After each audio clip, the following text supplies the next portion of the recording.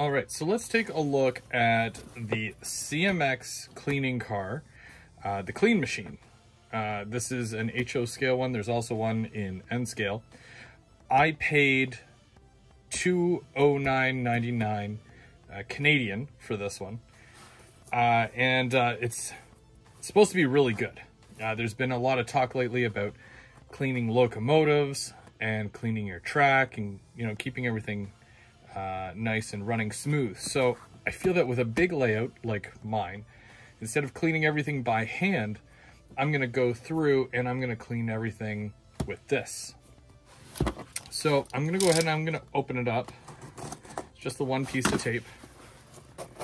They have a very boring box, unfortunately, but it is what it is. It's what's on the inside that counts. And in this case, it's this brass, almost tanker-looking car. So it shows you a little description of all the parts and whatnot and what they do, all the benefits, track and wheel cleaning, operating instructions. And yeah, you want to make sure you give this a read over before you use it. I know I do, or will. And yeah, I'll be reviewing that just to make sure that I don't mess up at all. So it is well packaged with bubble wrap. I'm assuming this is my quick filling syringe so that I can do everything without making a mess. Extra gaskets.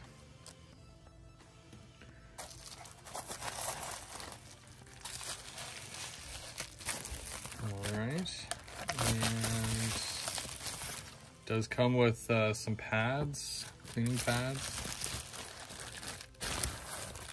and the actual CMX cleaning car. It has a good amount of weight to it, that's for sure. And it comes with KD couplers on the end. I'm pretty sure those are KD number 5s. I might be wrong, but they definitely look like KD number 5s. It's so shiny. I've never owned a brass car or locomotive before, but this is probably my first. It has a good amount of weight to it. You can see it's spring-loaded, so it basically, if you're going uphill and you have to transfer from going flat up a hill or down a hill, yeah, it'll get everything. And then these, I assume, just lock into place, and it'll hold the pad there on the bottom.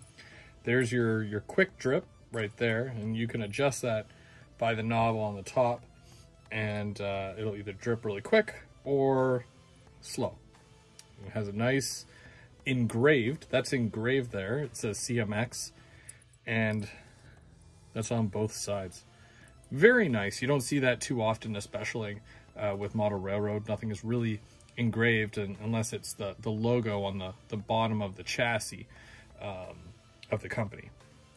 But here it's on the side, so that's really nice. I've even seen it where some people paint these. I don't know if that's necessary.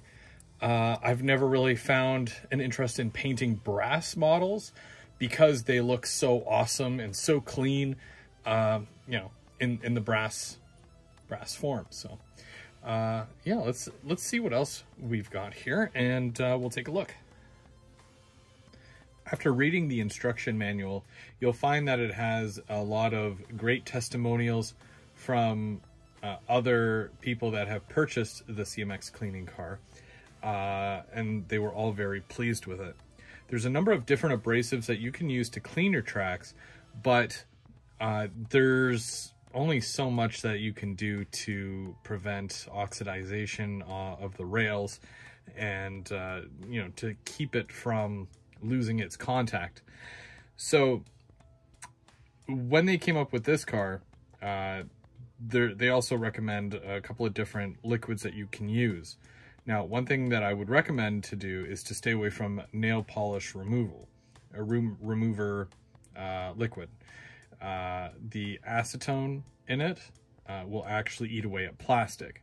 So it will eat away at your ties, basically, unless you have a complete wooden tie layout. But in most cases, most people have the plastic ties. So you want to avoid that. I'm going to use isopropyl. This is 91% rubbing alcohol. I'm going to load it up using this. And it goes into this little section here. This screws off.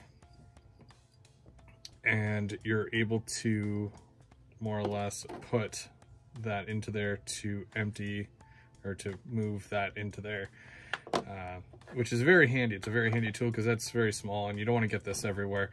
It smells bad and whatnot. So yeah, you definitely want to avoid the mess. Now there is a little air hole here, which does get covered by the rubber padding that's around the bottom here. So when you do go to use it, you want to make sure that this is not completely down, not overly tight, because you want air to circulate through to give you a more steady drip rate. This will adjust how much releases at one time. So you can always set it up early and just make sure that you have the right drip rate so that when you put it onto your tracks, it's not all pouring out everywhere. You want to make sure your pad, the pad itself that it comes with, by the way, you can also buy extra of this.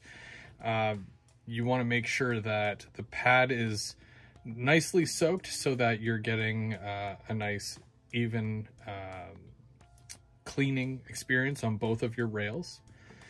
And you'll notice that on the pad there's a somewhat of a brown side that's kind of like felt, and then on the other side it's white. You want to make sure that the felt side, the soft side, is pointing down. Now I already cut a piece and I attached it to the bottom here, and that's good to go. But I'm going to end up taking this off because I do want to make sure that my drip rate is good. And I'm going to fill it, and we're going to have a couple of locomotives pulling this around the layout. They do recommend a couple of smaller 4-axle locomotives, but it really doesn't matter if it's 4-axle or 6. You just need something with some good pushing power, or if you're, if your track is decent, you can always do a push-pull. That way you can go in both directions, no problem. And then, yeah, you're going to want to go around and clean the layout. So let's check this out.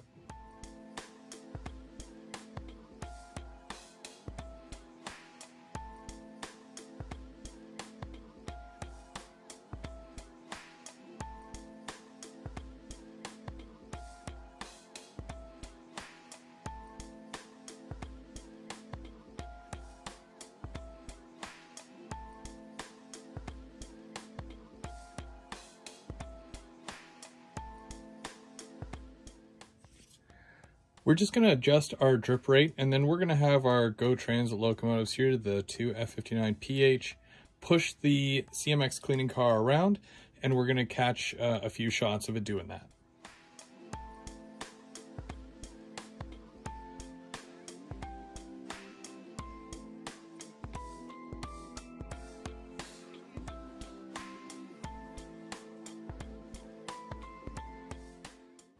Normally I'd have to take this bridge apart to actually clean that track, but it goes through with no problem. It also easily clears road crossings and does not interfere with station platforms. Don't forget tunnels. You can kind of get your hand in there, but you can't really see if it's clean enough. But with the CMX cleaning car, it does the work for you. It makes quick work of my double track helix as well. That would take forever.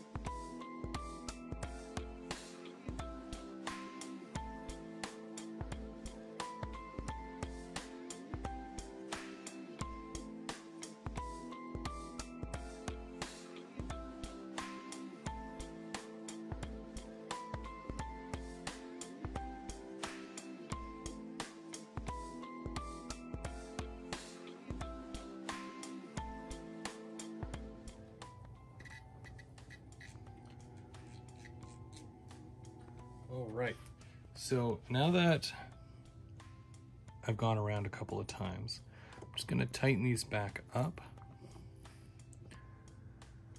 Now nothing should be dripping. We're gonna take a look and see how clean or how dirty this pad is now. Whoa, that was on my track? Ugh. I guess it's time for a new pad, huh?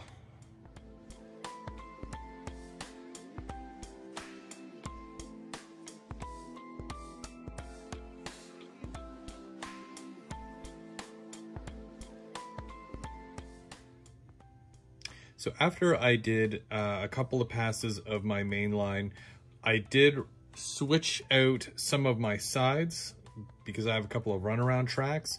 So I was able to clean those this time around.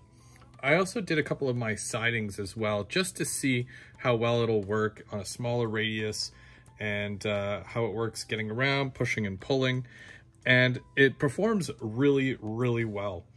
I got positive feedback from a couple of my friends who do have these, and it was honestly the push I needed to get one so that I can start making my layout run even more amazing than what it already does. So, you know, 210 Canadian for one of these, and you save yourself a lot of time, a lot of heartache, and you can get back to running trains. That's what it's all about.